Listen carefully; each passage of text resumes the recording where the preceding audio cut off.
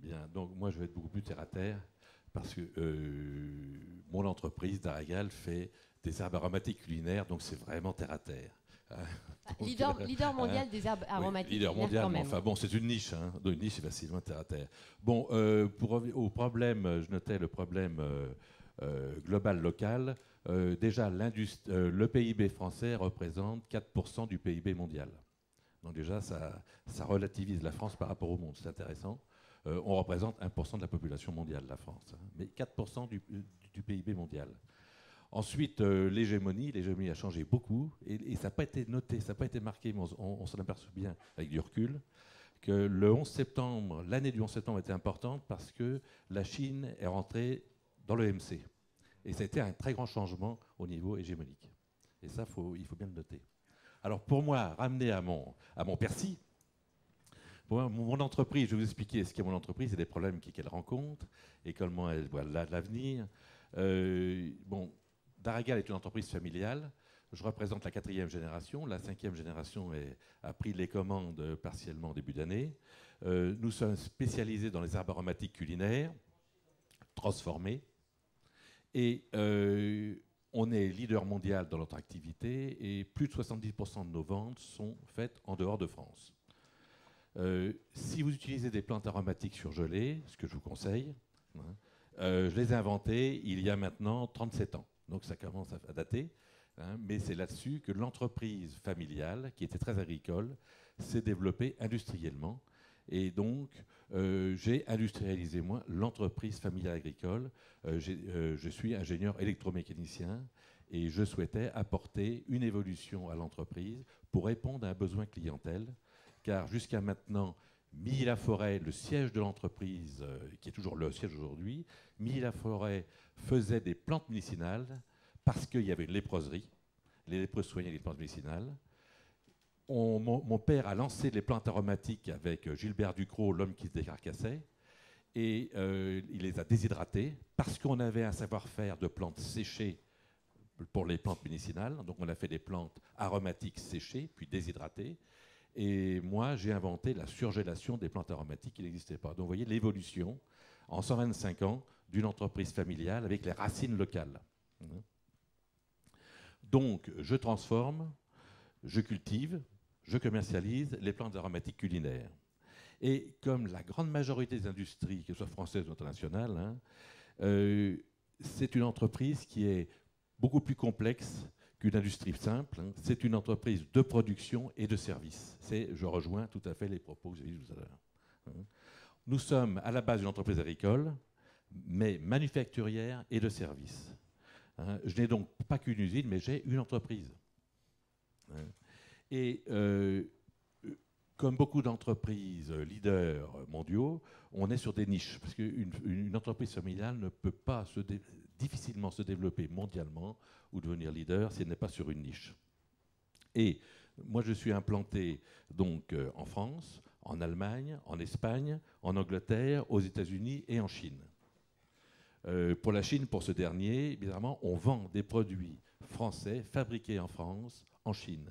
Et c'est quelque chose, c'est un retournement complet qui existe depuis quelques années. On s'est implanté là-bas il y a maintenant 3 ans. Avant, on achetait beaucoup et maintenant, on inverse le phénomène et on commercialise en Chine des produits français parce que la France a un avantage de qualité, une image de qualité et une image de sérieux. Alors que les produits chinois, on prend un industriel tous les jours à peu près parce qu'il fait quelques malversations. Et puis, pour l'administration française, je suis la bête curieuse de l'entrepreneur. Je suis l'entrepreneur. Et pour l'administration, c'est quelque chose qu'ils ont du mal à appréhender. Hein. Et je suis l'homme qui défend son entreprise et qui investit dans l'avenir de l'entreprise. Et dans l'avenir, bien souvent, à long terme. Alors, pour bien expliquer ce que l'on est entrepreneur, dans une entreprise, il y a entreprendre. Hein, et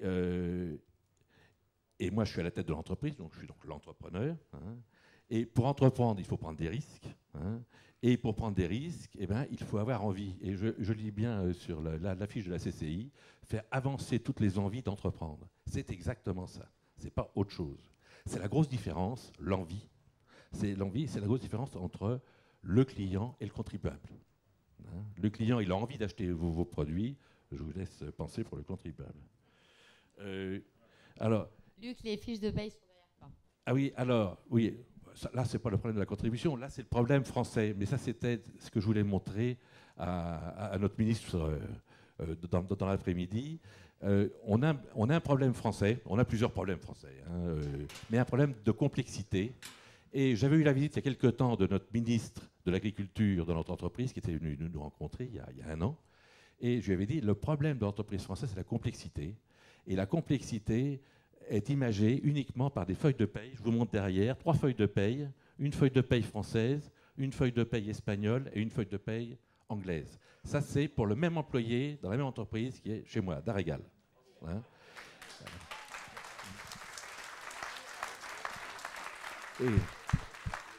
Et vous voyez la complexité. La feuille de paye française, il y a 41 lignes. 41 lignes. 14 pour l'espagnol et 12 pour l'anglaise. Ça vous montre toute la problématique française où on ne sait pas sortir, on ne sait pas évoluer, on ne sait pas repartir sur une table rase. On est toujours en train de modifier quelque chose qui existe depuis une éternité et ça finit par être hyper complexe.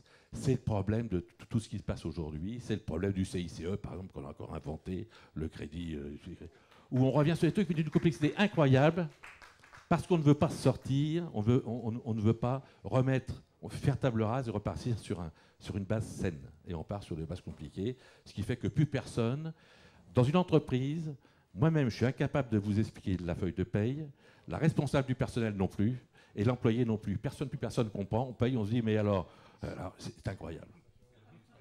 Au bon, l'administration non plus, c'est bon, c'est tout le monde, mais tout le monde. Donc, faut arrêter. Bon, ça c'était la petite image, mais c'était pour montrer à M.